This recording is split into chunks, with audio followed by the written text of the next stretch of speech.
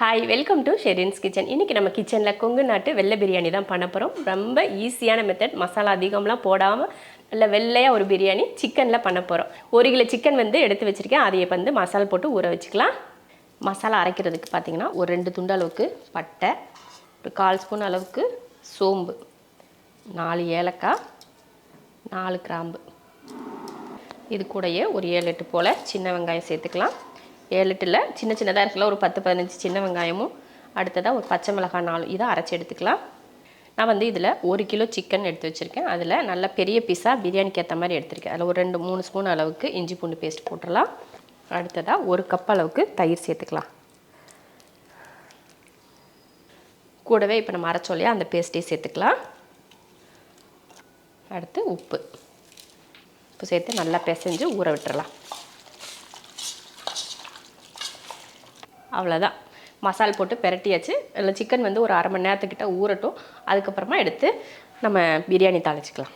Chicken ஊற வச்சு பார்த்திங்கன்னா 1/2 மணி நேரம் ஆயிடுச்சு. பாசுமதி அரிசியில் தான் நான் பண்ண போகிறேன். அரிசியும் ஊற வச்சு சிக்கனும் 2யும் ஒரே டைமில் தான் ஊற வச்சேன். 2மே நல்லா ஊறி வந்துருச்சு. அதே சமயம் வெங்காயம் எல்லாம் வெட்டி எடுத்து வச்சாச்சு. இப்போ நம்ம தாளிக்கிற வேலை தான் ஃபஸ்ட்டு.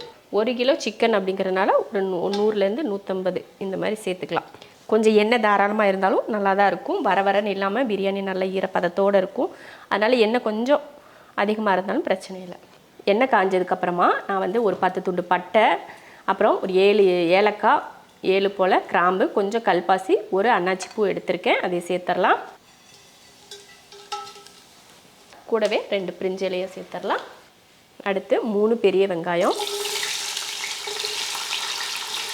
ஒரு 4 போல் பச்சை மிளகாய். பச்சை மிளகாயை கீறிட்டு சேர்த்துக்கோங்க. இல்லைன்னா பச்சை மிளகாய் எண்ணெயில் இருக்கிறப்போ வெடிக்கும். அதனால் லேசாக கீறிட்டு சேர்த்துக்கோங்க. அதே போல் பச்சை மிளகாய் உங்களுக்கு காரத்துக்கு ஏற்ற மாதிரி அதிகம் கம்மி நீங்கள் சேர்த்துக்கலாம். வெங்காயம் பாருங்கள், இந்த அளவுக்கு தான் இருக்கணும். ரொம்பவும் ப்ரௌன் கலர், நம்ம நார்மல் பிரியாணி செய்கிறோம் பார்த்திங்களா, அந்த மாதிரி வெங்காயம் நல்ல கலர் மாதிரி கோல்டன் ப்ரௌன் வரணும் அப்படின்லாம் இல்லை. இந்த பிரியாணிக்கு இந்த அளவுக்கு அந்த பச்சை வாசம் போய் கலர் மாறுறதுக்கு முன்னாடியே நம்ம இஞ்சி பூண்டு பேஸ்ட்டு சேர்த்துக்கலாம். நான் இதில் 2 ஸ்பூன் அளவுக்கு இஞ்சி பூண்டு பேஸ்ட்டு போடுறேன்.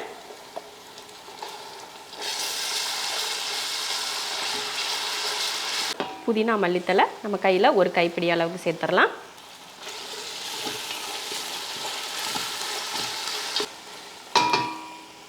வதங்கினதுக்கப்புறமா நம்ம ரெடி பண்ணி வச்சுருக்க சிக்கனை இதில் சேர்த்துடலாம்.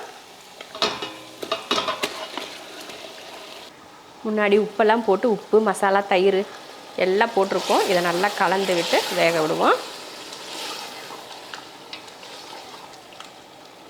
சிக்கன் ஒரு 10 நிமிஷத்துக்கிட்ட நல்லா வதங்கட்டும். உப்பு எல்லாமே நம்ம முன்னாடியே போட்டிருக்கோம். அதனால் இப்போ எக்ஸ்ட்ரா உப்பெல்லாம் போட தேவையில்லை.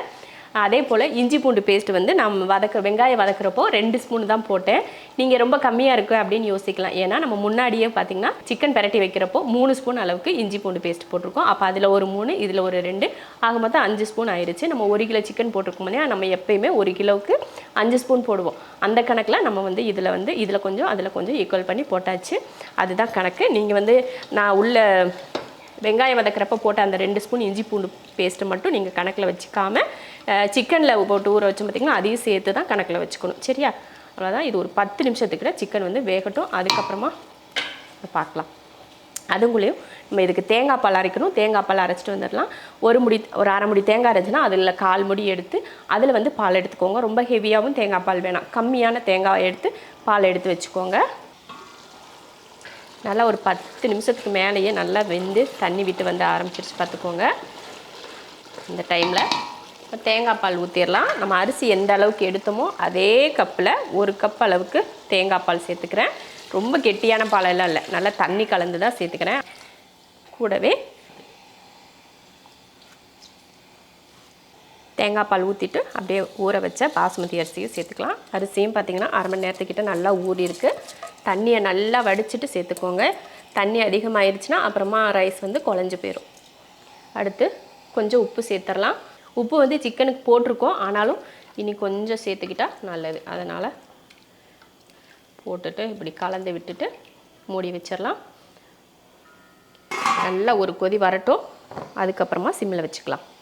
நான் அரிசி இந்த கப்பில் தான் அளந்தேன். அதனால் இதில் கரெக்டாக 1 கப் அளவுக்கு தேங்காய் பால் ரொம்ப கெட்டியான தேங்காய் பால்லாம் கிடையாது. தண்ணியெல்லாம் கலந்து ஓரளவுக்கு தண்ணியாக தான் நான் வந்து தேங்காய் பால் சேர்த்துருக்கேன். அதே போல் தான் ரொம்ப கெட்டியாக தேங்காய் பால் சேர்க்கவும் வேண்டாம், கொஞ்சம் லைட்டாக தண்ணி கலந்தே சேர்த்துக்கோங்க, அதுதான் கரெக்டாக இருக்கும்.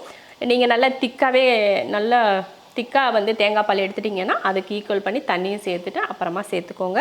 நம்ம தண்ணியோட அளவு தான் கரெக்டு. இதில் 1 கப் அரிசிக்கு 1 கப் தண்ணி தான் நான் சேர்த்துருக்கேன். ஏன்னா சிக்கனில் வேகிறப்போ அதுலேயும் தண்ணி இருக்குது, நம்ம ஊற்றுற தண்ணியும் இருக்குது. எக்ஸ்ட்ரா ஆயிடுச்சுன்னா ரொம்ப குழஞ்சி போயிடும். அதனால் நம்ம தம்மில் தான் அதிகமாக வேக வைப்போம். அதனால் தண்ணி வந்து கம்மியாக சேர்த்துக்கோங்க. நிறைய பேருக்கு இருக்கிற டவுட்டு ஒன்றுக்கு ஒன்று கரெக்டாக வேகுமா, ரைஸ் வேகுமா வேகாதா அப்படிங்கிற டவுட் வந்து நிறைய இருக்குது. கண்டிப்பாக வெந்துடும். நல்லா கொதி வந்ததுக்கப்புறமா அடுப்பை சிம்மில் வச்சு தம் போட்டுட்டிங்கன்னா அந்த தம்மிலேயே சூப்பராக ரைஸ் வந்து வெந்து வந்துடும். அதுதான் சரிங்களா. இப்போ வந்து நல்லா கொதிக்கட்டும், நான் காட்டுறேன் உங்களுக்கு.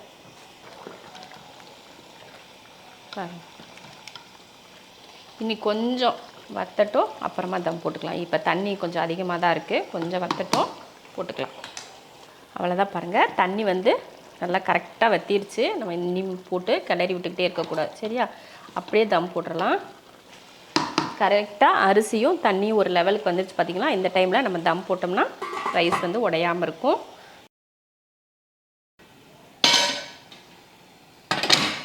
தோசைக்கல் வச்சு மேலே வந்து பிரியாணி பாத்திரத்தை எடுத்து வச்சாச்சு, தம் வச்சு மேலே வெயிட்டும் தூக்கி வச்சாச்சு. இப்போ அடுப்பையும் பார்த்திங்கன்னா நல்லா ஃபுல் சிம்மில் வச்சாச்சு.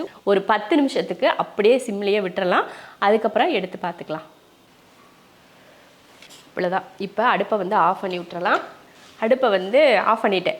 இப்போ வந்து 10 நிமிஷத்துக்கு அப்புறம் அடுப்பை ஆஃப் பண்ணிவிட்டு மறுபடியும் ஒரு 10 நிமிஷமாக ஒரு 10 நிமிஷத்துக்கு அந்த ஹீட்லேயே அப்படியே விட்டுறலாம். அந்த தோசைக்கல்லில் இருக்க ஹீட் இருக்குது பார்த்திங்கன்னா, அந்த ஹீட்டில் அப்படியே விட்டுட்டு அதுக்கப்புறமா எடுத்து பார்க்கலாம்.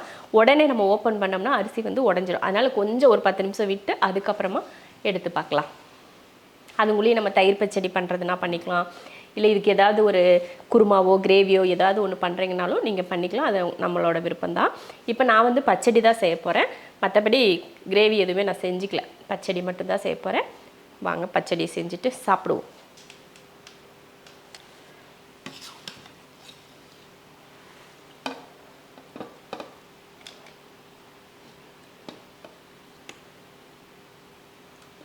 அருமையான பிரியாணி, வெள்ளை பிரியாணி ரெடி ஆயிடுச்சு. இங்கே பாருங்க, ரைஸ் ஒன்றும் அப்படியே பூ போல் இருக்குது பாருங்க. ஒவ்வொரு அரிசி பாருங்கள் தனித்தனியாக அப்படியே பஞ்சு மாதிரி இருக்குது, தொட்டா சூப்பராக ரெடி ஆகிருக்கு. இதே போல் நீங்களும் சிக்கன் வெள்ளை பிரியாணி செஞ்சு பாருங்கள், டேஸ்ட் ரொம்ப நல்லாயிருக்கும். வேலை ரொம்ப சீக்கிரமாக முடிஞ்சிடும். நிறைய காரசாரமாக சாப்பிடாம பிரியாணினாலே நாங்கள் காரம் கம்மியாக தான் சாப்பிடுவோம் அப்படின்னு நினச்சிங்கன்னா கண்டிப்பாக இந்த பிரியாணி நீங்கள் ட்ரை பண்ணுங்கள்.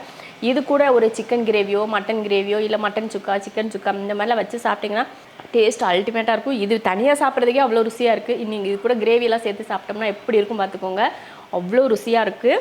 நீங்களும் இதே போல் ஈஸியான மெத்தடில் நீங்கள் பிரியாணி செய்யணுன்னா இந்த பிரியாணியை ட்ரை பண்ணுங்கள், சூப்பராக இருக்கும். நீங்கள் பிரியாணி வாவான்னு கூப்பிடுது, நான் போகிறேன்.